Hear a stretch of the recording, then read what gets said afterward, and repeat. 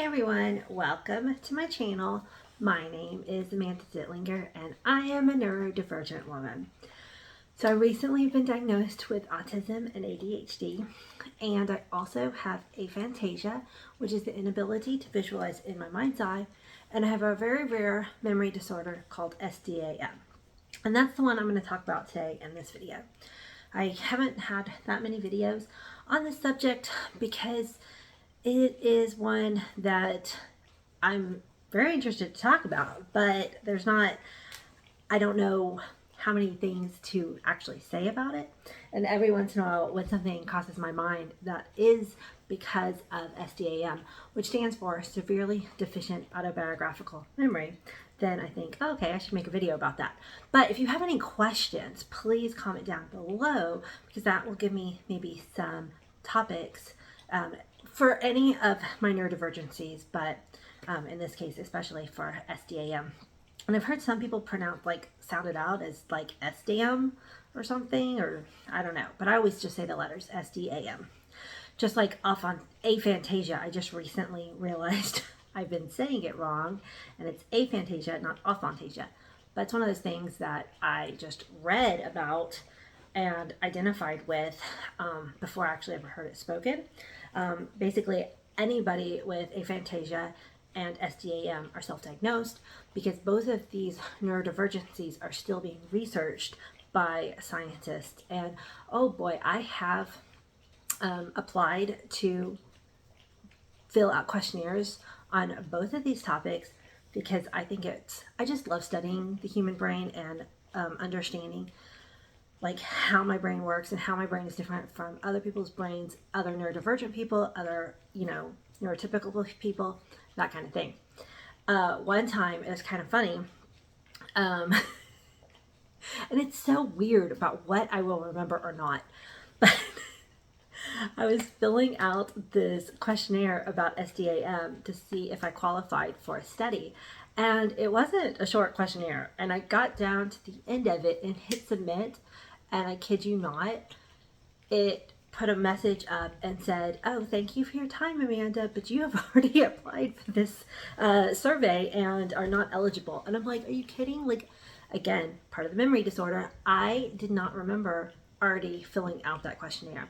And like I said, it took me several minutes. You think that there'd be some familiarity about it, about the website, the logo, something that would catch my eye that would make me think, oh, I've already filled out this one. But nope, it wasn't until I got the confirmation at the very end and spent the time on it that it became apparent that I, yes, had in fact already filled out that questionnaire. Sorry, there is something allergy-wise bugging me, and I'm sorry I keep touching my eyes.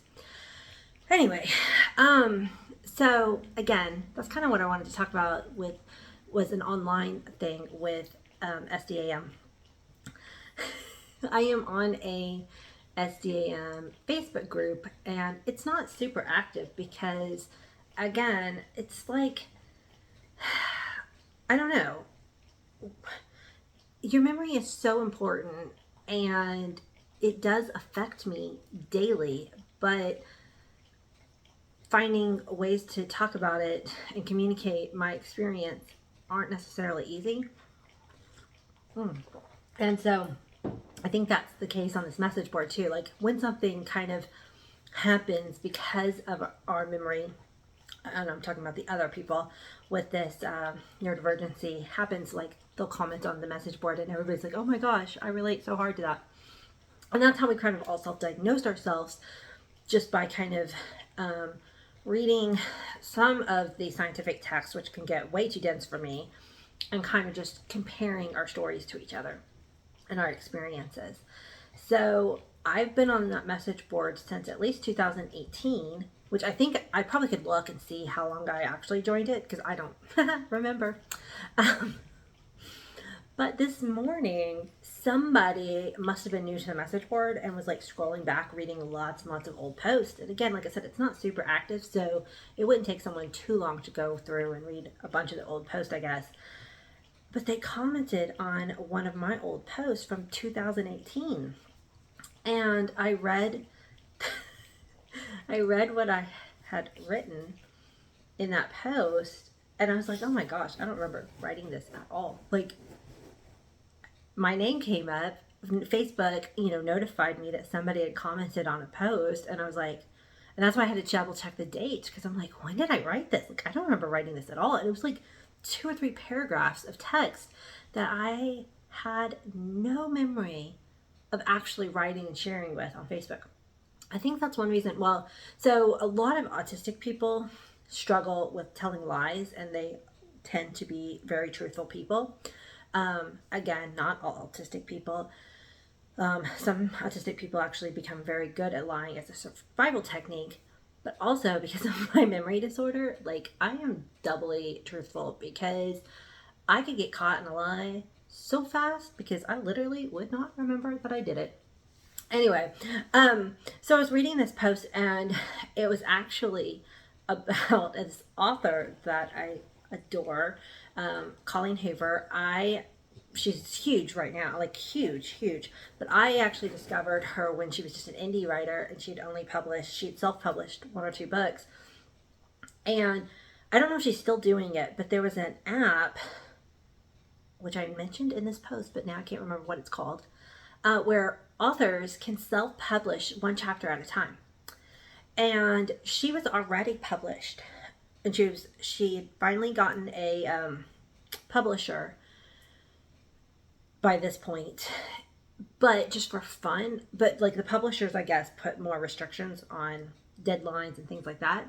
And so she started writing this book that she'd release 1 chapter at a time in her free time. And she said that it was kind of a funny way for her to get past a writer's block on the book that she was actually doing. And my post was that while I really loved being able to get any kind of content from her, because I was like devouring any book she had put out, I couldn't read her chapters because she would post one and then maybe another one like 2 weeks later. But sometimes, because of her schedule, she wouldn't post for 3 months, and I would completely forget everything that I'd read the previous chapters, and I'd have to start the book over. And so in my Facebook post, I was complaining. I was like, oh my gosh, I love this author, but I cannot use this app unless it says at the top, finished book. And so I thought, for some reason, I thought that she had finished this book, and I read it, and I was so excited, and then it just ended. It was like, what? And then I'd gotten an update. Luckily, she did finish it quickly after that, but she did put 1 more chapter that wrapped everything up. But it was just so funny because when I reread my words from 2018, it did jog my memory a little bit about that experience. Like, I don't remember writing that post. No way. It was something like that. So insignificant, a lot of people would forget something like that. But I also don't remember much about the experience of that app and reading books off of that app. I don't know how long I used the app, how many books I read that way. No clue. And I could not tell you anything about the book that she had written, Colleen Hoover had written. Like, I wouldn't be able to tell you the plot. And that's the case actually with any books. When I finish a book, it's pretty much guaranteed that I'm going to forget what it's about. And within a couple of weeks, I could reread that book, and it's going to be like a new experience, which is very hard as a book lover, because I would love to be able to get into like book discussions with people. Problem is, I forget the book so quickly after reading it that I forget the nuances. Like, I will forget some things that happen at the beginning of a book by the time I get to the end. So it's like, it's hard for me to have book discussions because it's like the details just don't stay in my mind. And again, some of that has to do with aphantasia, when you can't visualize in your mind's eye. And when you can't visualize as you're reading, some of those details don't stick in your brain. So the good thing about that is that when I want to reread a book, it has the magical experience of pretty much being a brand new read for me. Sometimes if there is a huge plot point, I might remember, like a specific character dying or something like huge about the book, a basic outline, but I'm not going to remember most of the details, and it's going to be like getting to read the book all over again. Speaking of, like, I haven't read Harry Potter in years and years and years and years. And so I've kind of been thinking about, I want to reread Harry Potter. And it will be like the first time of reading Harry Potter for me. And I mean, who gets to say that? Because honestly, that, as much as having this memory disorder sucks, and it really does, it can suck bad, because I can forget huge chunks of events and people in my life. But being able to read a book that you love and have it be like it's the first time, that's kind of fun. Anyway, that's all. I'm just kind of rambling on this video today. I hope you enjoyed it. And I go into a little bit more details in some of my other SDAM videos about what it actually is as a memory disorder. So make sure you check those out.